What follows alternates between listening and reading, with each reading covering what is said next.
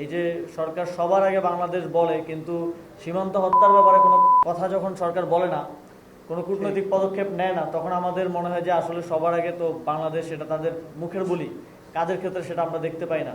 আমরা দেখছি যে দেশে আইন শৃঙ্খলার পরিস্থিতির অবনতি হচ্ছে।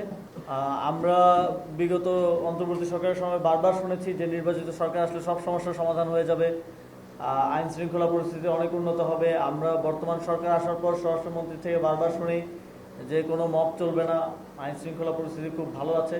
কিন্তু মাঠের পরিস্থিতি ভিন্ন, জনগণের নিরাপত্তা এক ধরনের শঙ্কা তৈরি হয়েছে, এবং আমরা বিভিন্ন ধরনের আইন শৃঙ্খলার পরিস্থিতি যে ব্যাহত হচ্ছে সেটার বিভিন্ন ইনস্ট্যান্স আমরা সারা দেশে দেখতে পাচ্ছি। আমরা দেখছি যে ইদানিং সীমান্ত হত্যা আবার হঠাৎ করে বেড়ে যাচ্ছে। এটা একটা কনসার্নের বিষয়।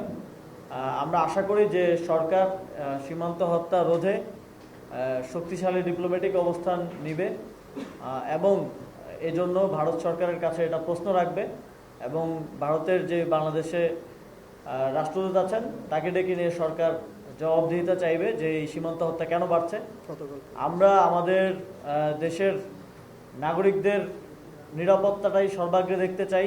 এই যে সরকার সবার আগে বাংলাদেশ বলে, কিন্তু সীমান্ত হত্যার ব্যাপারে কোনো কথা যখন সরকার বলে না, কোনো কূটনৈতিক পদক্ষেপ নেয় না, তখন আমাদের মনে হয় যে আসলে সবার আগে তো বাংলাদেশ, এটা তাদের মুখের বলি, কাজের ক্ষেত্রে সেটা আমরা দেখতে পাই না। আমরা দেখছি যে খুবই কনসার্নের বিষয়, আমরা দেখছি আমাদের পার্শ্ববর্তী পশ্চিমবঙ্গের নির্বাচনের পর, সেখানে নির্বাচনের পরবর্তী সময় আমরা বুলডোজার চলতে দেখছি, এবং সেখানকার মুসলমানদের উপর এক ধরনের নৃশংস আক্রমণ এবং হামলা আমরা পর্যবেক্ষণ করছি।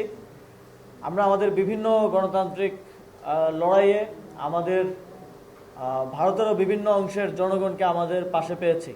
আমরা বিশেষ করে পশ্চিমবঙ্গের অনেকে আমাদের গণতান্ত্রিক লড়াইয়ে বিভিন্ন সময় আমাদের পাশে তাদের বিবৃতি বক্তব্যের মাধ্যমে তাদের সংহতি প্রকাশ করেছেন। আমরাও যখন এনআরসি সিএ আইন করা হয়, পশ্চিমবঙ্গে যখন আন্দোলন হয়, জেএনইউতে যখন আন্দোলন হয়, আমরা তাদেরকে সমর্থন জানিয়েছি।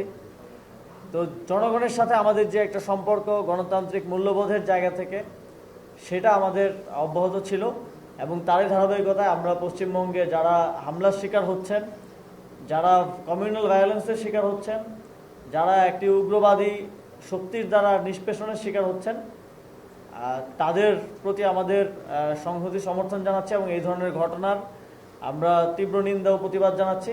এবং আমরা ইন্টারন্যাশনাল কমিউনিটির কাছেও আহ্বান জানাতে চাই যে আপনারা এই যে হিউম্যান রাইটস ভায়োলেশন হচ্ছে, এটা নিয়ে আরও সচেতনতা প্রয়োজন।